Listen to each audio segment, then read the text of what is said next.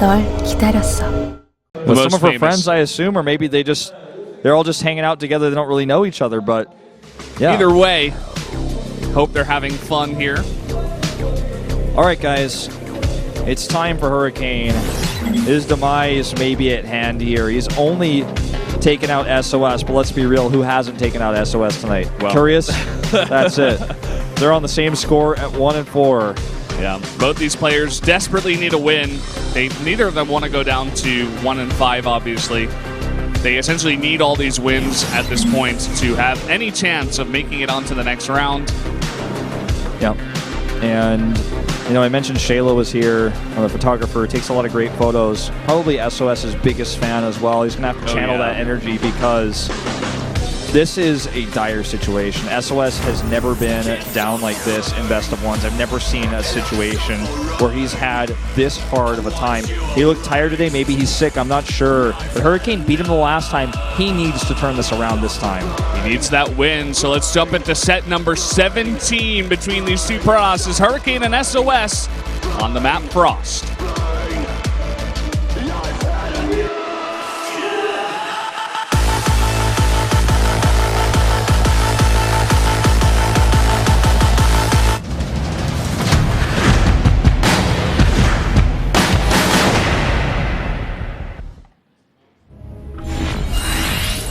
Here we are on Frost for the second time tonight. And up in the top right, in the red, the Protoss player, he is Hurricane. And the top left, in blue, it is SOS. At the beginning of this group, SOS and Classic were the two big favorites, but it's not so anymore. Now, SOS is all the way down with Hurricane, as we expected Hurricane to have a bit of a rougher time. He did defeat SOS at the beginning, which gave us hope.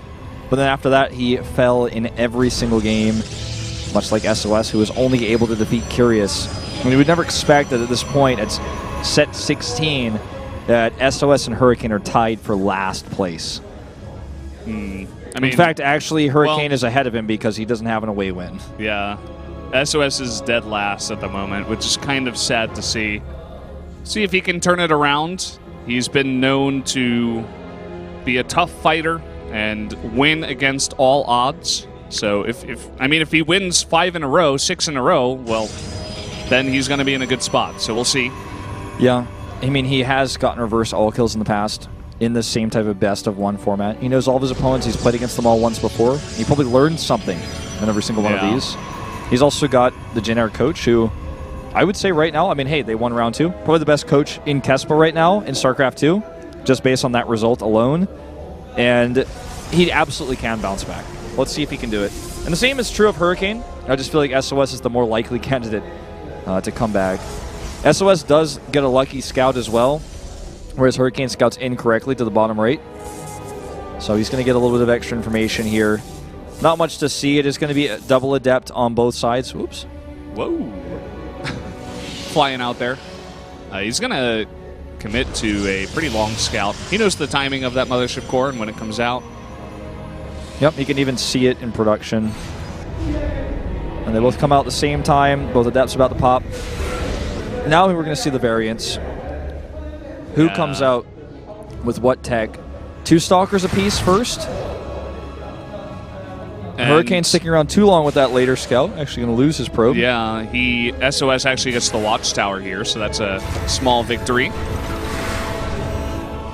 Not going to chase after these shades, but look at this. Hurricane is actually farther across the map than SOS is. Both players are going to have 2 stalkers popping out here, plus the mothership core, so it should be enough to stop this, but Hurricane, it looks like he wants to commit to some kills.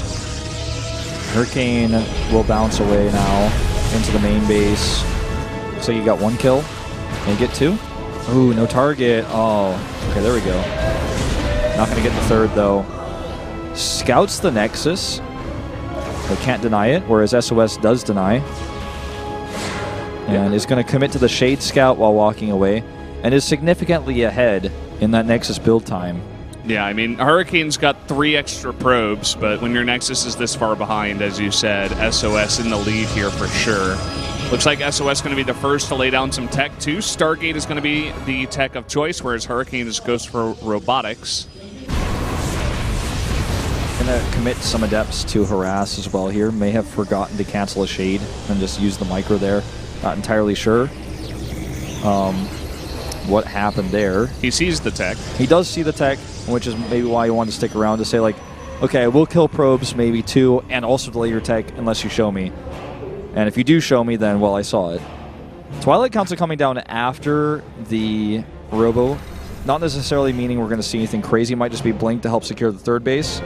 It could be Dark Shrine for like a later DT drop, but I think we're just going to see Blink. We're definitely not going to see Glaives, right, like in PvP, but let's see what he goes for. Yeah, I think going for a DT drop would just be... It's oddly timed. It would be weird. Yeah. It would just be one of those things where you're hoping your opponent only made one observer greedily and it's across the map, and then you get into his base behind that observer before he sees your Dark Templar tech. Yeah, it's just kind of... It's a bit nonsensical. As it stands, the investment to the Twilight Council is way too early, as he hasn't spent anything on that. He hasn't made a Dark Shrine or Blink. And he has all this gas, and he just can't really spend it yet. Okay, there it is. There's the Blink. Okay, it looks like he really just wanted to secure his base before going for this. SOS's Oracle is going to come up here. Now, what he'll probably do is wait until he shades towards the main to draw the units away, and then he'll go for the harassment. Meanwhile, Hurricane does have the potential of getting his own damage done with just 2 Adepts. Okay. Showing these shades here, actually committing to them. I think a mistake here, although he's committing to the Oracle, so maybe not. Maybe the priority there on the Adepts is what he wanted. Gets 7 probe kills in total. Ooh. Nearly gets a sentry. Yeah, very close there, but it is saved. Oh, tries to wall these out, but is denied. And if this does as much damage as what SOS did, it's definitely going to be a positive trade. It's not actually run for the pylon maze. Oh, and kills the Oracle there. Yeah, SOS focusing on defense. Hurricane needs to get these out of here, or get this Prism out of here. I was like, what happened to those Adepts? They disappeared. Like, I think wow, this is it's been a long day. Hurricane is starting to get ahead. Yeah, he's doing a lot of damage. Massive damage here. 10 kills, 11 kills, one more. There it is, 12. Hurricane did way more. He didn't lose an Oracle, for example. He didn't sack his Adepts to like get a few less kills and then also lose an Oracle. He's just playing better right now. The one thing I would argue is that Hurricane has the better tech. Or excuse me, SOS has the better tech. Hurricane is going for the Blink. He has a lot of money he's about to gain, though, with that third base, and can go for a large Blink Stalker Force to kind of control the map. This Warp Prism surviving is also kind of a big deal. Well, he's going to be in position to at least spot it. Doesn't have too much energy on that Mothership Core, but can lay down one overcharge. It's not a tight wall, and he's going to be able to shade here into the natural. Gets a few more kills. The big key is he sees the extra gateways going up, and all he has to do is confirm that there's no third base, and he's like, oh, okay. It's just going to be a big timing from SOS. And you can see he's already adding a couple of extra gates just for that defense, too. He needs to have equal amounts of warp-ins. And for him, he's probably looking at this like, okay, well, I mean, I'm going to have 3 base economies, so, oh, God. SOS, what's he looking at? He's not on his game today. I have to say, obvious. This is like, yeah, and I'm not even saying he's a bad player. He's one of my favorite. He's absolutely one of the best in the world. He's a BlizzCon champion, but he is having, I have not seen SOS play this bad since when Kespa first switched and he was on Woongjin. He didn't know how to play StarCraft 2, man. This guy is a god, but today he is mortal. Today he is making mistakes like all of us make. Okay, look, this base is so late scouted, and I was joking we're going to see Glaives in this matchup, but I guess we are. Glaives are on the way. Yeah, you could add some Adepts into your army. You get it a little bit later on. I mean, we do see it from time to time. It's just much less significant because you want to sink most of your minerals in the late game into Zealots.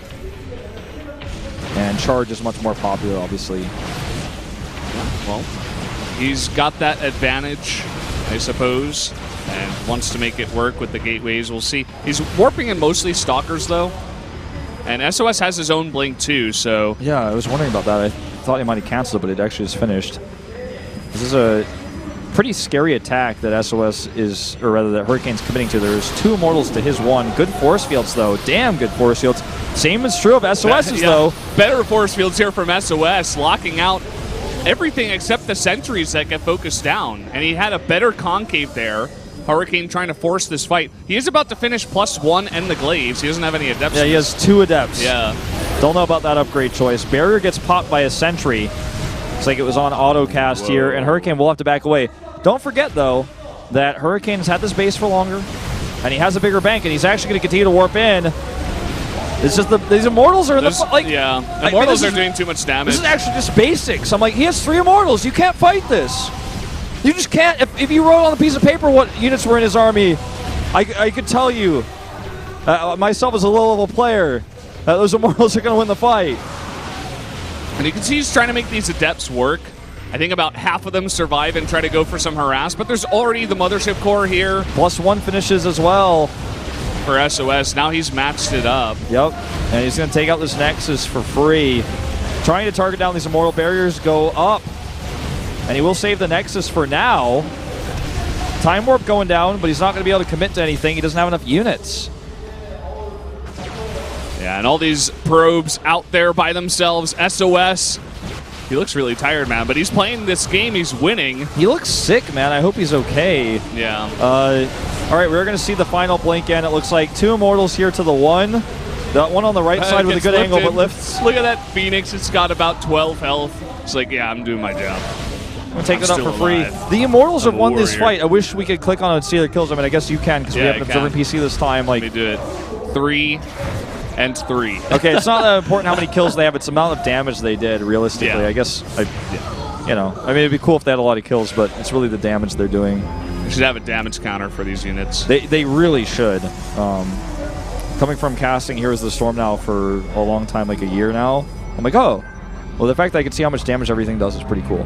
It's probably a lot of data to handle, I suppose, but yeah, I'm not sure. I'm not an engineer. Yeah, most units die quickly. Obviously, units like Immortals, Colossi, Ultras, that'd be the cool ones to have it on. Okay, I think this is going to be it. Yeah. Well, I mean, we've been saying that, but like for like 3 fights in a row now. Hurricane's just losing units over and over and over again. He's remade a 3rd Nexus, but he's losing mining time. This little harass that he did over here was nice and all, but it wasn't enough. Yeah. And look, now he controls this location. He can kill this base. The Stalkers are out of position. He's just going to, well, it looks like he's considered leaving it. Going to grab the Mothership Core. And the Stalkers over here on the right are essentially alone. He could try to somehow blink up there, maybe blink behind and go for something weird like that. That's what he's going to try to do. Blink used by the Stalkers of SOS, but he is running away. Looks like SOS is going to get glaives because he just wants to match the attack speed and DPS density of Hurricane. Obviously, well, this actually might just end it, though, because Hurricane's going to commit this because he knows he doesn't have a 3rd base. Yeah, has to take the fight. He's going to lose the fight here. In, the Immortal tanks a lot of damage, but it doesn't matter. Outnumbered again. Another blink forward. Immortal will go down with 2 more shots. 1 more Immortal joins the fight. Too late. Barrier popped. Another blink forward. There you go. GG. SOS going to take a win, and his hopes in this tournament are still alive, regardless of what looks like some nerves today or maybe some bad condition. Not exactly sure. But Hurricane, man, he takes another loss, and that may just be him out of the group. 1 and 5. Not looking too confident in himself.